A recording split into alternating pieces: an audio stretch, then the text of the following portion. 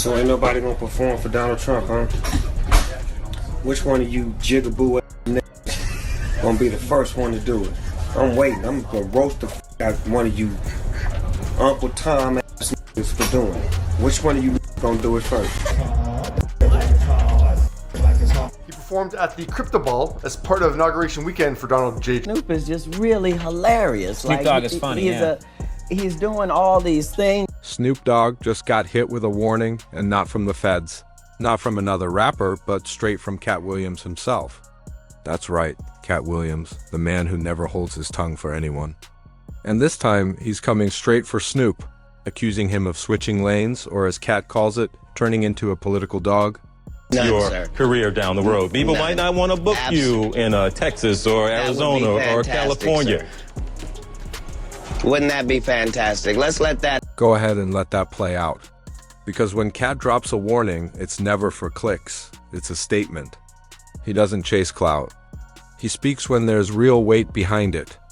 And according to him, Snoop's walking a dangerous line, one where loyalty, power, and truth don't always walk together. Let's dive in. Katt's been on a streak lately, putting the industry on blast, calling out Hollywood's fakery and dropping names from Steve Harvey to Cedric to DL Hughley. Nobody's safe. But this time, the name he called out hit different. Snoop Dogg? Why? Because Snoop's not just a celebrity, he's a cultural symbol. A legend who evolved from gangster rap to global brand. From death row to daytime TV, from the block to the White House. Just want to say this real quick, not on the political shit. All you people for the federal government that not getting paid right now, ain't no fucking way in the world y'all can vote for Donald Trump when he come back up again. If y'all do vote for him, y'all some stupid motherfuckers. Was inaugurated as the 47th president of the United States of America. Snoop Dogg performed at the Crypto Ball. Now, Snoop Dogg, he got the backlash because people are like, wait, this isn't the same Snoop from 2016 who had so much to say about the artist performance. Snoop's always been a survivor. But Katt says somewhere along the journey he lost a piece of what made him real. His message couldn't be clearer, this ain't the same Snoop anymore. Katt claims Snoop traded the people for the powerful, the truth for the throne. Get your life right, stop worrying about mine. I'm cool, I'm together. Still a black man, still 100% black. Katt said Snoop's turned into what he calls a political dog, a man who barks loud. But only when the system gives him permission. And if you've been watching Snoop's moves lately, you can kind of see what Katt means. Because this ain't the same Snoop from Murder was the case. Not the Snoop who rode with Pac or went to war with death. Roe, not the one who gave us Doggy Dog. World, this is the Snoop who chills with Martha Stewart. Signs endorsement deals for pet food and insurance. And rubs elbows with politicians and corporate bosses. To Katt, that's not growth, that's betrayal. Of course, Snoop has responded to the backlash he received for performing for a Trump event. One of the things he pointed out was that we always stick together. We're good at tearing each other apart, which is pretty constant. It's pretty consistent when somebody gets into trouble. It takes backlash from the community. It's always a communal thing. It isn't any action they took. It is the fact that we can't stay together, that we can't stick together, that it's us always attacking us. But that flies in the face of the reality of what's happening right now. It is not us who are tearing down affirmative action. It is not us who is tearing down DEI. It is not us who are tearing families apart. It is not us who have decided that affirmative action and rollbacks that have been that had precedent for 50, 60 years are gone. It is not us that is doing it. It is, I think most people are disappointed because they saw you a specific way, and you have a right to kind of interpret and do whatever artistically you want to. No one's begrudging you that. But why the attack on the community because they disagree with something you did? But let's be real. Katt Williams never denied Snoop's greatness. He said it many times. Snoop is a legend. The man who broke barriers, made gangster culture mainstream, and flipped struggle into worldwide success. But what Katt's saying now is deeper. He believes Snoop forgot what made him that guy. The realness. The street voice. The man who once stood against the system, not beside it. Now, on some real though, it's about time somebody said some gangster shit up in here. Hey yo, Katt Williams, when did they start selling pimp clothes at Baby Gap? My nigga over there drinking that Hennessy out of that little sippy cup. And when Katt calls him a political dog, he's not talking about party lines, he's talking about soul politics. About selling pieces of yourself for image, comfort, and control. In Katt's eyes, Snoop's gotten way too cozy with the same power players he used to speak out against. Snoop is just really hilarious. Snoop Dogg is funny, He's doing all these things. Just want to say this real quick, not on the political shit. All you people for the federal government that not getting paid right now, ain't no fucking way in the world y'all can vote for Donald Trump when he come back up again. If y'all do vote for him, y'all some stupid motherfuckers. He performed at the Crypto Ball as part of inauguration weekend for Donald J. And in a time when real truth tellers are going silent, Katt ain't one of them. He's not letting this slide. So where did it all begin? Let's take it back. In the early 2000s, Snoop Dogg was untouchable, the definition of a hip-hop og.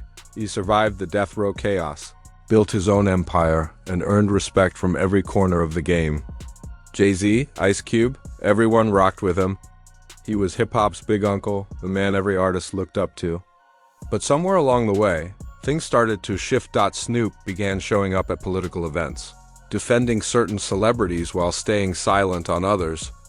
He started endorsing brands, politicians, and movements that some fans felt didn't fit the Snoop they knew. And for people like Katt Williams, that was the first major red flag. Because as Katt always says, when they can't control you, they cancel you. And when they can't cancel you, they recruit you. And in Katt's eyes, Snoop got recruited. The tension really built when Katt noticed Snoop's silence during key moments in hip-hop. When artists were getting blackballed, Snoop stayed quiet. When others were exposing the industry, he played peacemaker. When people were calling out exploitation, nothing. But when it came time to celebrate Hollywood, Snoop was always front and center. To Katt, that looked like a man protecting his status, not his people. So when Katt said, "I'm sending Snoop his last warning, stop being a political dog," it wasn't a diss, it was a challenge. A message to someone he once admired. Because in Katt's world, there's two kinds of dogs, the street dog and the political dog. The street dog? Loyal, hungry, fearless. The political dog? Trained, obedient, polished. Katt says Snoop used to be that first kind, raw, real, unpredictable. But now, he's acting like the second. A man conditioned to protect the system, not the streets. And honestly, it's not hard to see where Katt's coming from. These days, Snoop's on TV more than in the studio, doing cooking shows instead of community work, selling brands instead of messages. Now, don't get it twisted, growth is good. But Katt's question hits deeper. What kind of growth are we talking about? Did Snoop grow as a man or just as a brand? Because here's the thing, Katt Williams has never cared about clout or fame. He's never chased Hollywood. He's challenged it.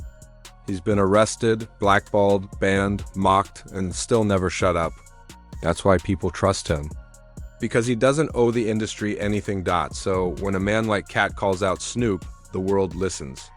Katt's not scared to lose. He's scared of a world where truth gets too quiet.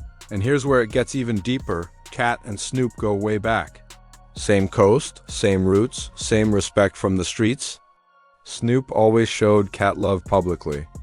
They shared stages, interviews, even laughs. But over time, the energy shifted. Katt noticed Snoop cozying up to the same Hollywood names he was exposing, while Katt was calling out Steve Harvey, D.L. Hughley, Cedric the Entertainer. Snoop stayed silent. Worse, he was smiling in pictures with those same folks. That's when Katt drew the line. You can't claim to be for the people and still shake hands with the puppeteers. That shot was fired straight at Snoop, and let's be real. This ain't the first time people have accused Snoop of switching sides. Back in the death row era, he was all about the streets, ride or die. But after Tupac's death, things changed. He backed away from Suge Knight and started forming new alliances. Then came No Limit, then corporate deals, then Hollywood. Snoop's reinvented himself more times than any rapper alive. And that's exactly why he's still standing. But that's also why some folks stopped believing in him. Katt's not knocking Snoop's success. He's questioning the soul behind it. He's basically saying, you used to lead us, now you follow them. And while Snoop hasn't clapped back directly, the internet definitely has, and it's split right down the middle. Half the people say Katt's just hating, that he's bitter, jealous, mad at anyone who plays the mainstream game, that Snoop's just being smart, evolving like any real businessman would.